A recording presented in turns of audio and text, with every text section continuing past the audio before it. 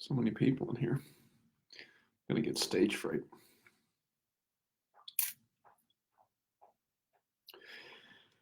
Well, for all the people in here, oh, Joshua Holton has joined. Wonderful. Yeah, we'll wait a few minutes and we'll see. I actually want to see how this shows up because I'm going to use a whiteboard here. That's pretty good, right? You can sort of see it. The one person who I'm talking to, I guess. Should I bring it closer? That's going to be really annoying when you go to watch this again. Let's try to come up a little bit closer here. Let's see. Yeah, that's better. Josh is here. All right, we're going to wait a few minutes because it's early. And I know that I am early in having this, but I wanted to use my whiteboard so I could give you guys a visual. And I'm here at the office, so it makes it much, much easier. Otherwise, I'd have to be going here and back and chasing things around. So this is best for the presentation. So I'm very, very excited. What is the event logs made?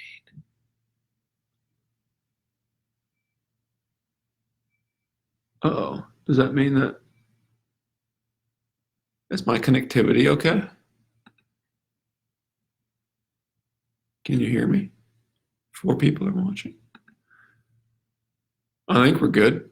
I mean, I guess if before we start, the few people that are here, if you have any questions in particular that you'd like me to go into, I'll do my best. We're gonna have to start out with a little bit of thanks, Josh, with a little bit of a disclaimer, but we'll get into it. Yeah, so just let me know. I'm gonna get a sip of coffee here and sanitize my hands.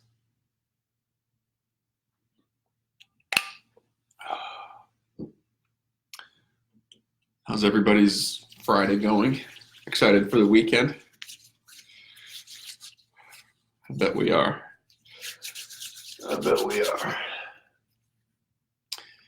All right. Yeah, I don't know. I guess we'll get started here. So first thing that I want to get into is kind of a medical disclaimer. You know, I'm not your doctor. I am a licensed physician, but most likely not in your state. And even if you do reside in the state of New York, I'm not your doctor. So this is not medical advice. This is not diagnostic. We're going to try to stay as broad as humanly possible. And again, I just want you guys to understand that pain can come from a variety of different things. One of those things can be nutrition. And I'm going to try to conceptualize that for you. So, you know, if you're somebody that is on the WAG program right now and you have joint pain, shoulder, hip, back, whatever, you know, I want you to almost use this as an opportunity to see, you know, what taking your nutrition seriously can do for not just your lifestyle, your training, your sleep, your relationships, everything, but it can also reduce your pain, you know, if you find out that it turns out to be an area of opportunity. So thank you very much, everybody who is here. And we're going to get right into it. Happy Friday. Ooh. Perfect. So these are chalk markers, so bear with me. I'm going to try to get in through here. So pain is always from a dysfunctional relationship between the loads that you're experiencing on your tissues and the capacity of your tissues to actually handle those loads. So we get to a painful state when our loads exceed our capacity of a given tissue, right? So we're going to use this beautiful graph here. We've got the light shining in some inconvenient places, but this is a glass board. These are chalk markers, so bear with me.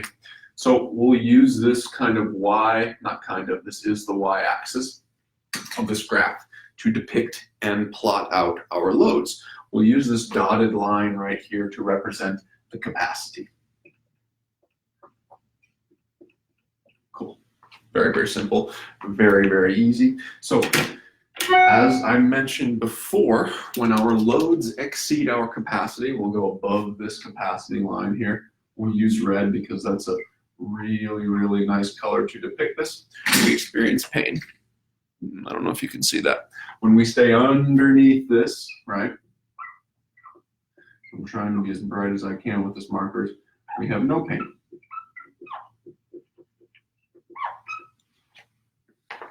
You can sort of see that, right? Enough to know what the concept of it is. So we want our loads to remain underneath our capacity to prevent feeling pain.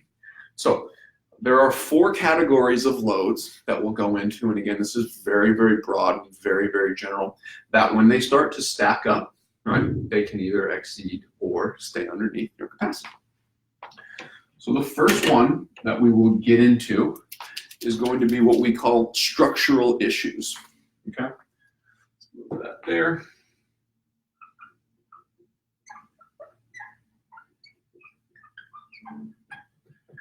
Structural issues. These are issues with the actual structures of your bones, your cartilage, and I guess your meniscus, your menisci, and labrums, things like that. So what we categorize this stuff as, typically, we can be very, very broad. We can say, okay, this is arthritis, and this is injuries. And what I mean by injuries are actual tissue disruptions. So labral tears, ACL tears, ankle sprains, things like that, right? There's an actual fault into certain structures. So let's say that we'll kind of use an avatar here. We'll say 55-year-old, we'll go male. All right, so we've got an avatar of a 55-year-old male, and he's got some degeneration in his lower back, and he's got a little bit of labral fraying, excuse me. So we'll come up through here, and we'll make a nice box to depict that. It's a pretty big load, right? We have arthritis, labral tear. Perfect.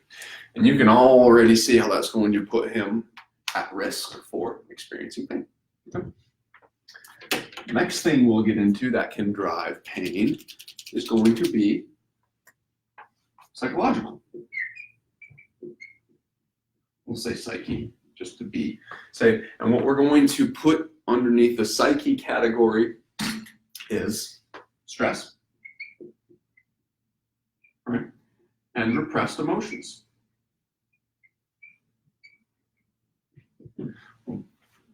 Abbreviate that because I don't have any room. So anybody who's experienced any joint pain in their lifetime knows that the more stress you are under, right, the more it hurts.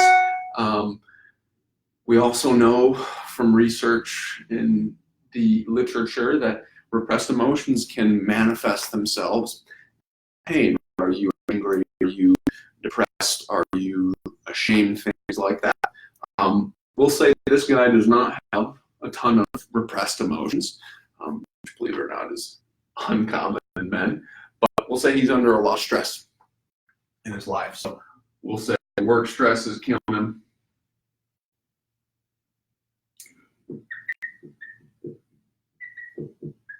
Right? It's the end of the quarter. He's got to make ends meet. He runs his own business. So this is a load, right? And he's waking up with this on a day-to-day basis, right? Stress is happening. He's got a labral tear. He's got arthritis. He's pretty darn close to experiencing pain just from the get-go. And we still have 2 categories to delve into. Okay. The next thing that can cause pain is function, right? Function of tissues. And this can kind of be confusing between structural, but function, what that really, really means is one of 2 things. You either have a length deficit, a certain tissue is not flexible enough, it's not getting to end range well enough, or you have a strength deficit.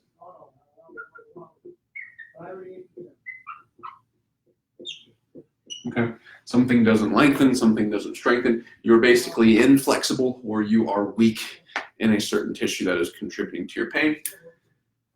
Let's say that this gentleman here has, I don't know, weak glutes and an inflexible lower back. Very, very classic presentation for somebody who is a 55-year-old male with degeneration in his back who has a desk job, right? So we'll say glutes low back flex. And again, I don't know how easy that is to see. Oh, you can kind of see it. We'll take that. All right. So now we have 3 blocks here that's causing or at least building up to the fact that we can get pain. Now the last one, and then this is the one that is most relevant for us here at Working Against Gravity, is we're going to call this last block that we put up here metabolic.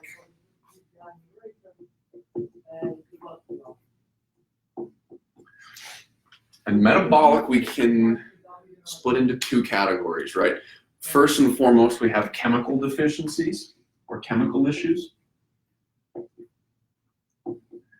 And this is anything with hormones, with autoimmune diseases, elevated blood sugar, things like this. Is what you would go to like your internist for, your doctor, to say, hey, I have elevated A1C, I have an insulin insensitivity, I have Hashimoto's, I have ankylosing spondylitis, all sorts of things. So right, we have a chemical issue that can contribute. And we also have the load from body weight.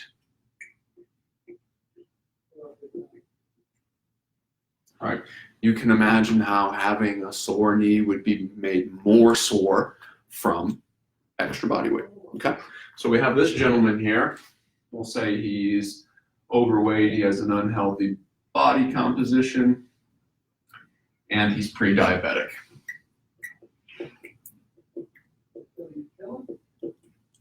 I'm going to use BMI there.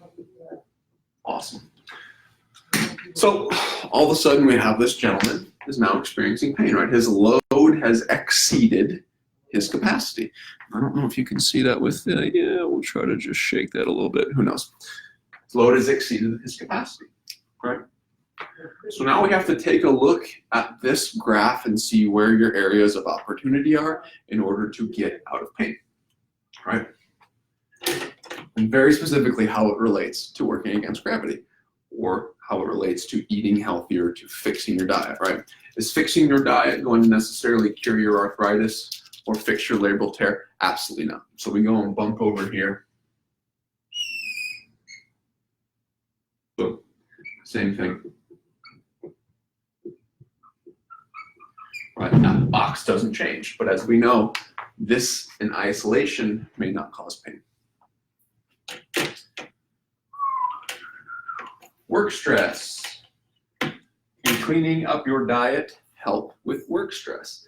This one's a little bit funky because I don't know, right? Sometimes eating healthier puts you in a better mindset, which would theoretically reduce this work stress. Not by much, because if your boss is a jerk, your boss is still a jerk, right? So what we'll do is we'll say we decrease this by 10% from eating healthier, right? Work stress. Awesome. Okay. Can eating better fix any functional issues? Now this is where it gets even more hairy, because what we can think about here is, is our flexibility low? Yes. What can we do to increase our flexibility? There's a variety of things, but one of the things that we can do to become more flexible is actually hydrate more, right? So the more water you drink, theoretically, the more flexible you can be. So yeah, drinking more water, eating healthier will help improve your flexibility. Now this is nominal, right? You're not going to drink a gallon of water and all of a sudden be able to touch your toes, right? If dehydration is the cause of some of your flexibility deficits, then rehydrating will fix some of those deficits, okay? Now, can eating better help strengthen your glutes? In isolation, no, but combined with a training program, right, we can use nutrition to augment further strengthening our glute tissue. So we're not going to get a huge difference here, but what we can think about is, again, this may give us a 10% reduction in this function. You're going to want to go to see your doctor, your massage therapist, your chiropractor, PT, things like that to really decrease this function, because again, nutrition is going to help nominally, but not in isolation. So we'll say another 10% reduction in symptoms there.